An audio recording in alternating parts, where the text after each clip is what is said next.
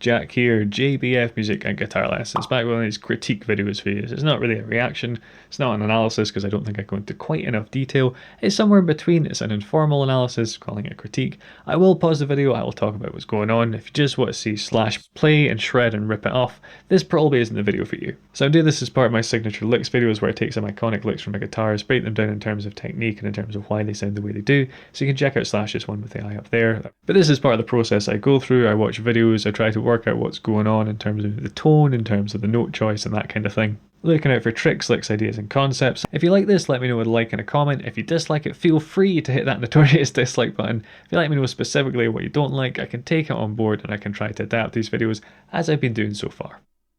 If you want to see more of this kind of thing, do the subscribe, notifications, it's all appreciated, it really helps the channel out. But enough for me, let's hear from Slash.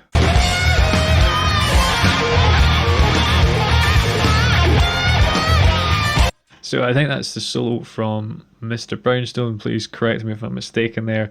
Kind of typical Slash stuff, we got a kind of Dorian, kind of bluesy thing going on, he's got his wah on. It sounds like he's overbending a little bit here, but he wears his guitar low, it's live, what are you going to do?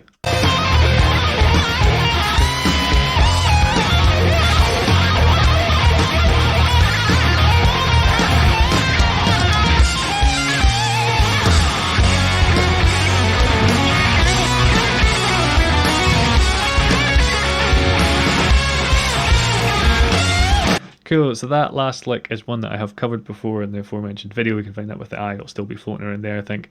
What's interesting there is that last one, when you hit that highest one on the record, it's a double stop, so you're playing two notes at the same time doing a uni bend. If you want more on that, check out the eye. But what you opted to do there was just a bend, and it makes sense because they're playing it faster there than it is on the studio version. If you just do the bend and not the double stop, you can do it a bit more controlled when you get up to it, and it gives you more time to get back down to go to the riff here. Not even the riff, sorry, the little scratch thing. How could I forget about that? Egypt.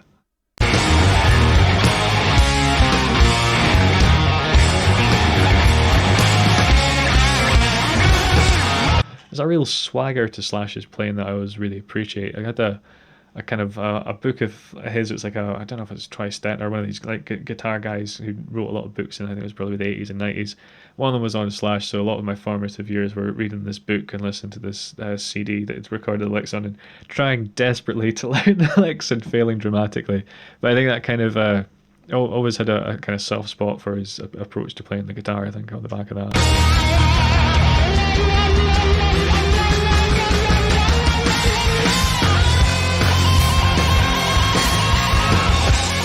There is a fun novelty with seeing Slash using a guitar with a whammy bar and a Ferrari red Mockingbird of all things. Brilliant.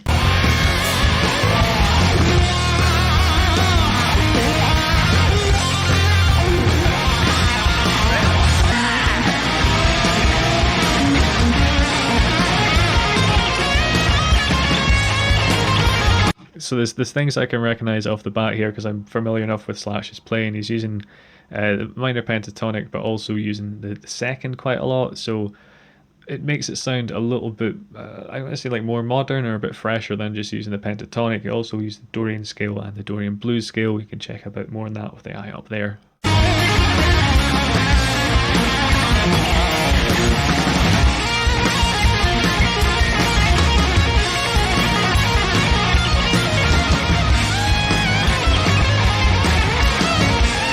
So this is the thing that's worthwhile pointing out. You'll notice that Slash does that pose quite a lot where he kind of sticks his right leg forward, lifts the guitar up and kind of leans over a bit and has the neck up quite straight.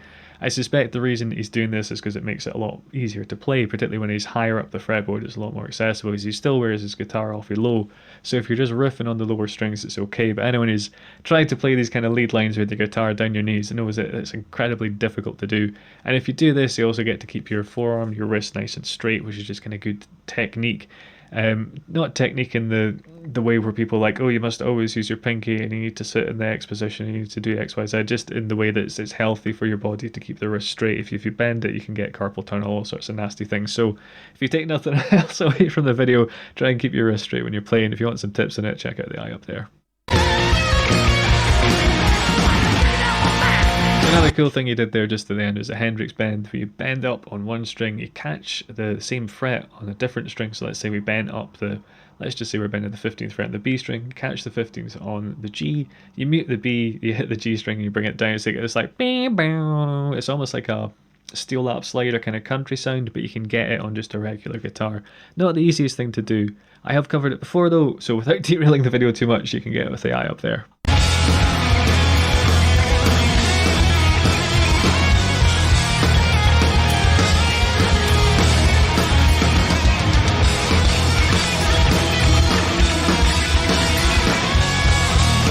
This is interesting, the chord progression at the background is almost like a kind of surf type thing. So you got a kind of maybe harmonic minor for G and dominant thing going on. So it's really interesting to see how Slash kind of tackles that type of sound. So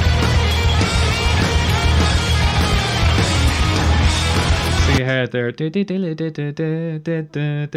kind of thing. That's using that aforementioned scale there for G and dominant here, I believe. It's kind of a fresh take on it, because a lot of time it's got a much more metal sound to it, or neoclassical, and also he's adding like a twist on it, so it's not just like a kind of surf sound. Marty Friedman being another player that does interesting stuff with a kind of similar scale over. In fact, if I've got any cards left, I'll link to the kind of critique video I did on him up there, where he does use a similar kind of chord progression, or at least in terms of the theory it's quite similar. And a totally different approach to playing here, but it's a similar concept. So it's interesting to see how you can take this one kind of musical idea and it can go in so many different ways.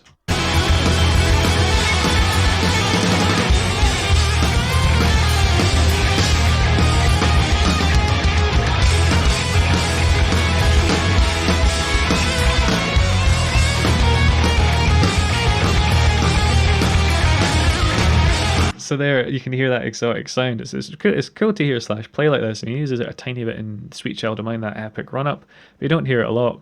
I don't know if it's something he does enough that I could class as a signature lick, but I'm enjoying this sound enough that I might just have to.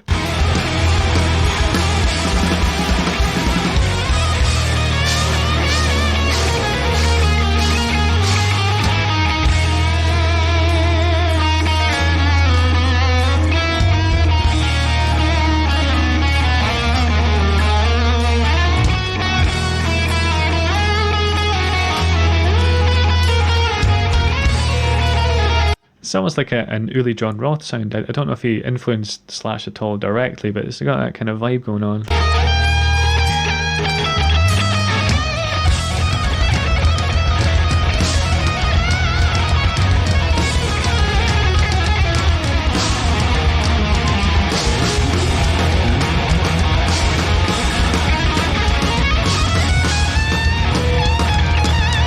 It's like Night Train levels of shred going on there, my.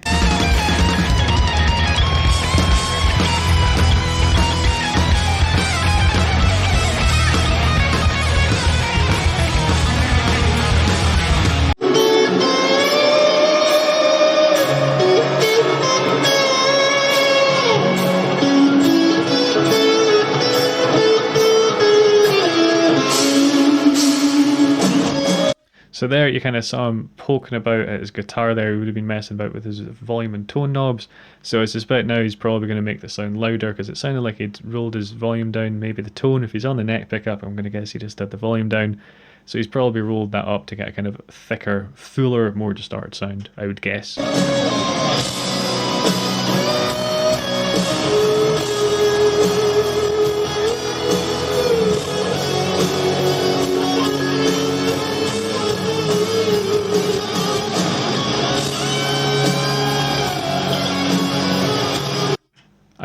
I mean, his guitar isn't super low there, but how he can still bend accurately that high, I've got no idea. I find that incredibly difficult to do myself.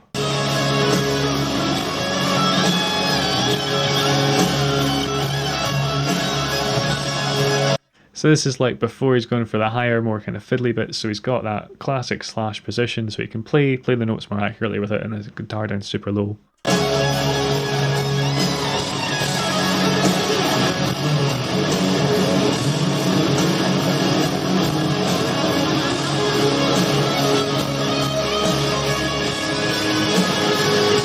It's a thing. It's a bit of a trade-off for. I don't know if he just feels more comfortable with his guitar lower, but it does look cooler. But to me, it's always a kind of trade-off of how well you can play to kind of how cool you look. And being the nerd that I am, I'm always up to wear my guitar based relatively high. But I mean, here it's just he's playing so fluently with the guitar in this more comfortable position. I would like to see the novelty of Slash playing a gig with his guitar all the way up here, because I think the playing would be absolutely pristine.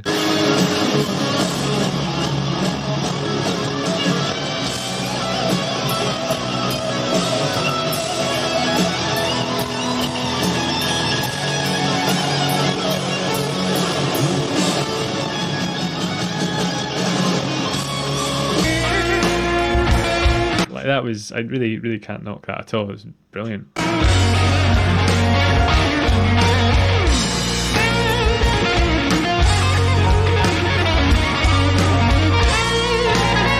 So you notice there in comparison to, if we hadn't just watched that amazing clip, I probably wouldn't have noticed it, but there's a few notes that he didn't, it's not like he missed them, but he maybe didn't quite hit them, maybe kind of hammered them on from nowhere, so they weren't quite as prominent as they could have been. But I mean, it's Slash, so you're not going to complain, are you?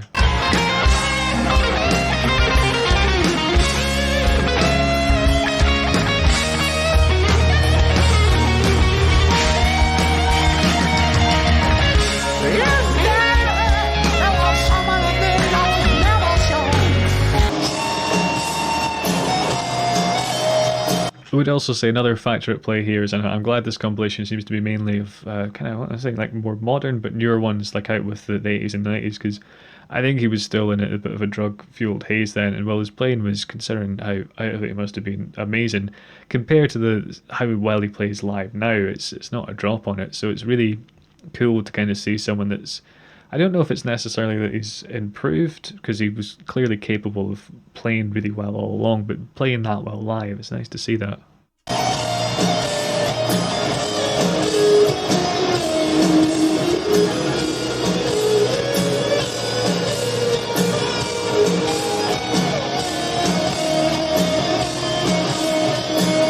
So I'm guessing for the big run, we know the one I'm talking about, he's probably going to go for the kind of guitar on the knee position, but we shall find out.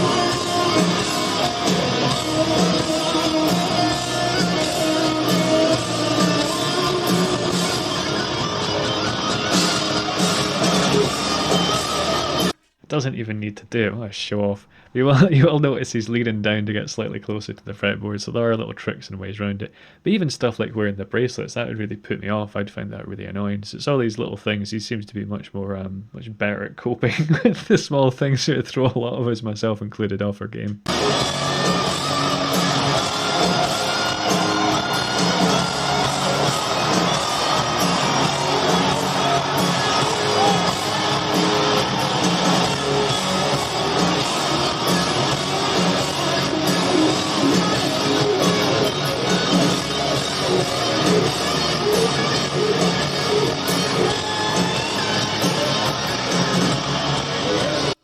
I do wonder with licks like that where he's played them for so long, is it easier for him to not look at the fretboard and just rely on his muscle memory? Because if he watches what he's doing, he might second guess it. Either way, it's cool, just staring off into the distance, ripping out this like epic, iconic bit of guitar playing.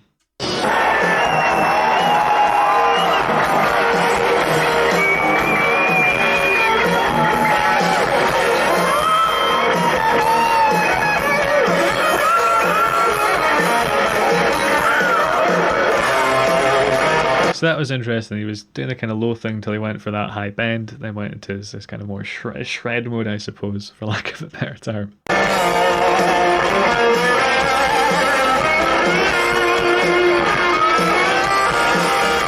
Some really lovely vibrato on that last bit there. I suppose something that's popped in my head about Slash is like, because his solos are quite composed, he like improvise a little bit around them, but play them pretty close to the record. It's kind of difficult in a sense to get an idea of his nuances or his idiosyncrasies, because there's not as much live improv. It's all kind of based around like a solo, and in my opinion, Appetite for Destruction, the lead playing on that is some of the best ever on record. I mean, if you're going to really nitpick, you could be like, oh, some of the vibrato is maybe a bit sour, some of the bends aren't intonated exactly perfectly. But in terms of like vibe and articulation and just dynamics and touch and feel and just everything, it's got this swagger and coolness. Like Night Train, which if I've got any cards left, I'll link up there as I've covered that and finally learned that as best I could, note for note. Has got to be one of my all-time favourite solos. That outro, you just don't want it to stop when it fades out. Fantastic playing on that album. I suppose that's one of the things where, because the bar set so high, you kind of want to see that live as well, so it's a little bit unfair.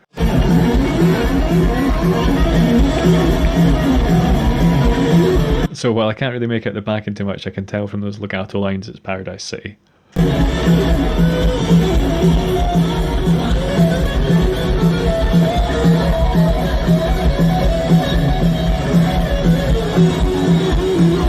As well as it being an obvious kind of blues influence, there's a lot of kind of country licks in his playing as well, actually, like just there, which works really well in Paradise City because you're playing over a major chord progression, so you kind of want to use the major pentatonic or mixolydian a bit more to make it kind of fit the chords more.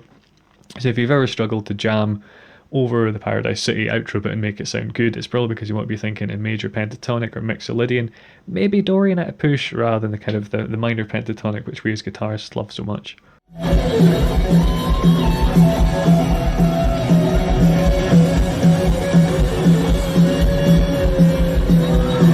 He's just showing off now, isn't he? I was just marveling at how he can play with the guitar. I know it's not super low, but it's something I've never been able to do well.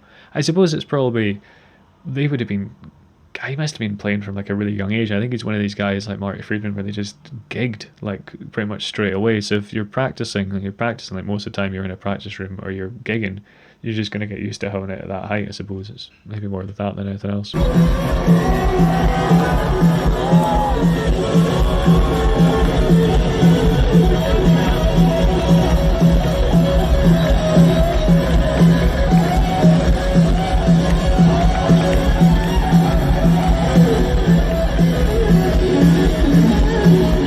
What's cool about this is he's actually still playing quite a technically demanding solo behind his head. Most of the time we'll just do like a little pentatonic diddle, stay in one place, one box. He's doing quite, by any measurable standard, a pretty tasty guitar solo there.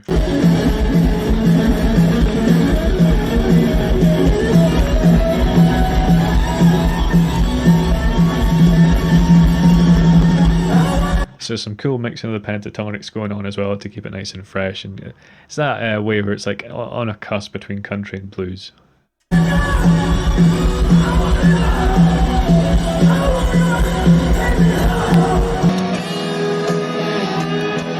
Says something for the man's playing that I haven't once commented on any of the other band members, including the notorious Axl Rose there. A testament to how much I just admire his playing and how enthralled I am by it, I suppose.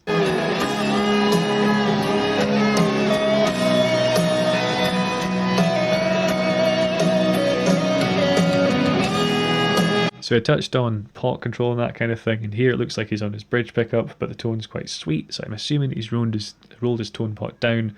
It's sucked out some of the high end, so we're getting this kind of nicer, almost like a kind of borderline fuzz, rounded kind of lead tone.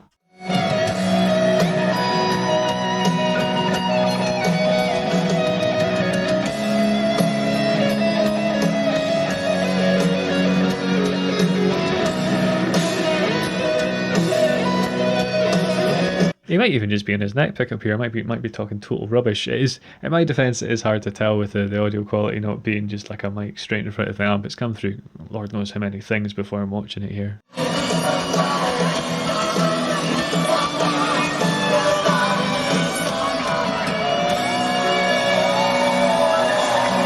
So I think what he did there was resolved to the second. I think he was playing the flat third, bending the second up to the flat third and bringing it down.